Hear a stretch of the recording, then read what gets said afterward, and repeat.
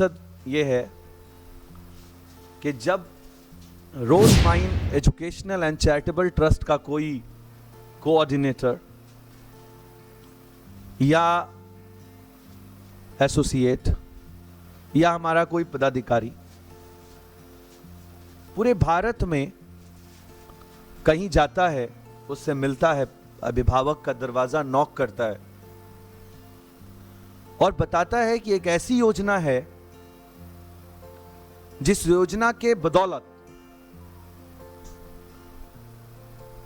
भारत का gross enrolment ratio बढ़ाने के उद्देश्य से काम चल रहा है। भारत में ग्रॉस एनरोलमेंट रेशियो का अर्थ क्या है कि हायर एजुकेशन में 10वीं और 12वीं के बाद 30% बच्चे आ पाते हैं और 70% बच्चे पैसा के अभाव में पढ़ाई छोड़ देते। ऐसे किसी भी हालात में आज पूरे मुल्क में 30% बच्चा पढ़ पा रहा है, 70% बच्चा अनपढ़ है और कारण पैसा है। इस उद्देश्य से एक संस्था चलाई जा रही है और बहुत कम फीस स्ट्रक्चर पे, जिसमें सिर्फ खाने, रहने और एग्जाम फीस का आपको वहन करना है खर्च। और ये बात जाकर एक एसोसिएट, कोऑर्डिनेटर, हमारा पदाधिकारी जाकर आपके दरवाजे पे बताता है तो आप यकीन नहीं करते। आपको लगता है ये कैसे हो सकता है यार, ऐसा कहीं होता है क्या? अब ऐसी स्थिति में हमारी संस्था क्या करती है कि उन सभी क्षेत्रों में जाकर, फर्स्ट स्टेप में उन सभी क्षेत्रों में जाकर अभिभावकों से मिलता है। पहले वो मिलकर बताता है कि भाई एक ऐसी योजना है। लोग यकीन ही नहीं करते कि ऐसा भी कभी हो सकता है। और फिर एक वक्त ऐसा आ जाता है कि आप काउंसलिंग के लिए हमारे यहां आते हैं। तो स्टेप 1 फॉर्म खरीद लेते हैं आप। स्टेप 2 आप काउंसलिंग में आते हैं। काउंसलिंग में भी हम लोग कहते हैं भाई अभिभावक के साथ आइए, अभिभावक के साथ आइए। बच्चे अकेले आ जाते हैं, उनसे मिलते हैं हम लोग, फिर उनको डांट टपट करते हैं कि आपको पेरेंट्स के साथ आना चाहिए था। और उसके बाद एक बोनाफाइड बना करके, एक मेमोरेंडम बना करके, एक लेटर बना करके आप सभी छात्रों को दे देते हैं। पहला स्टेप क्या है? पहले दरवाजे पे जाके नॉक करते हैं। आप यकीन नहीं करते, आप जैसे तैसे काउंसलिंग में आते हैं। काउंसलिंग में आने के बाद आपका विश्वास बढ़ता है और काउंसलिंग की प्रक्रिया के बाद आपको एक बोनाफाइड दिया जाता है। बोनाफाइड में आपको एक लेटर दिए जाते हैं, मेमोरेंडम साइन करके दिया जाता है कि entire duration of the course आपकी कोई फीस इस लेटर के लिखे हुए शब्दों के अलावा नहीं लगेगी। तो आप अपने मामा से मिलते हैं, गांव वाले चाचा से मिलते हैं, गांव वाले भैया से मिलते हैं। वो बताता है अरे यार ये कहां फंस गए हो आप, ये लोग आपका किडनी विडनी निकाल के बेच देंगे। ये समाज ऐसा ही है।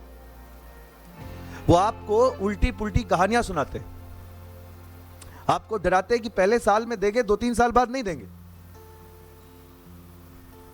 और ऐसी कई कहानियां हमारे पास गांव से आती हैं। फिर गांव में एक बहुत नेगेटिव माहौल चल रहा है।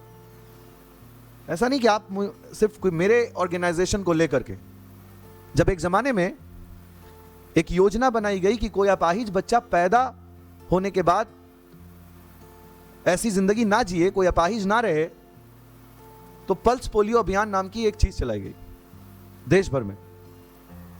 जब वो योजना सफल होने लगी और गांव-गांव तक पहुंचने लगी, तो वहां गांव में बैठे ठरकी बाबा, ठरकी मौलवी साहब, बेवकूफ किस्म के लोग, पेड़ के नीचे बैठे बैठे जो गांव में टाइम पास करते हैं, उन्होंने कह दिया एक जमाने में कि अरे सुनो, ये जो लोग पिलाने आते हैं ना 2 ड्रॉप, 2 बूंद जिंदगी की, अगर तुम अपनी औलादों को पिला दोगे तो इनकी औलादें नहीं होंगी।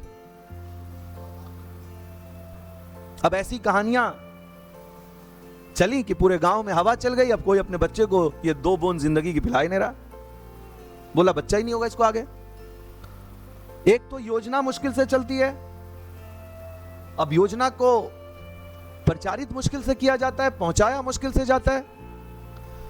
लेकिन एक बदमाश बाबा, एक बदमाश गांव के लोग उस योजना को एक शब्द में वॉशअप कर देते हैं। ये क्लास जहां आज आप बैठे हैं, ऐसे लोगों के खिलाफ एक अभियान का क्लास है ये। वो अभियान क्या है कि आप खुद देख लीजिए कि पहला स्टेज में हमने फॉर्म दिया, दूसरे स्टेज में हमने फॉर्म देने के बाद आपको काउंसलिंग में बुलाया, और तीसरे स्टेज में हमने आपकी कॉलेज के मालिक के सामने रिपोर्टिंग कराने के लिए एक बार फिर से आपको बुला के बिठा दिया,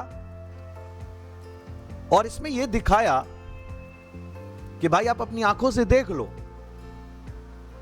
जो हमने वादा किया था, जो हमने लिखा था, हो सकता है उसका यकीन ना हो। कई बार लिखी बातों का यकीन, हालांकि बाकी बातों का यकीन कम होना चाहिए, लिखी बातों का यकीन ज्यादा होना चाहिए, लेकिन पता नहीं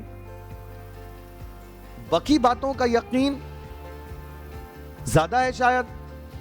इसलिए मैंने एक एक्सपेरिमेंट करके देखा कि जब कॉलेज खुद आकर आपके सामने बैठकर यह कह देता है कि जो कुछ भी ये लिखा हुआ है वो सत्य है, तो आपको तसल्ली ज्यादा होती है। इसीलिए इसको रिपोर्टिंग का क्लास कहा जाता है। आज लगभग बीएससी नर्सिंग के 20 से ज्यादा बच्चे इस संस्था में पहुंचकर, रहकर, एग्जाम देकर, खाकर, टेस्ट देने के बाद, पास होने के बाद अपने घरों को लौट चुके हैं, क्योंकि उनका एग्जाम जरूरी था। बी फार्मा के 24 बच्चे नामांकित किए जा चुके हैं।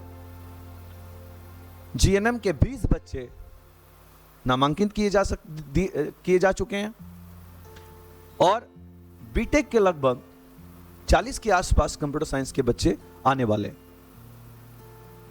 लॉ के कुछ 10-15 बच्चे आने वाले। जो इस क्लास में नहीं हैं, वो बच्चे कौन हैं? जो हिमाचल की बाढ़ में फंसे हुए हैं, जो जम्मू कश्मीर के हैं, जो हरियाणा के हैं, उनको हमने यहां नहीं बुलाया, उनका रिपोर्टिंग हम पंजाब में कराएंगे।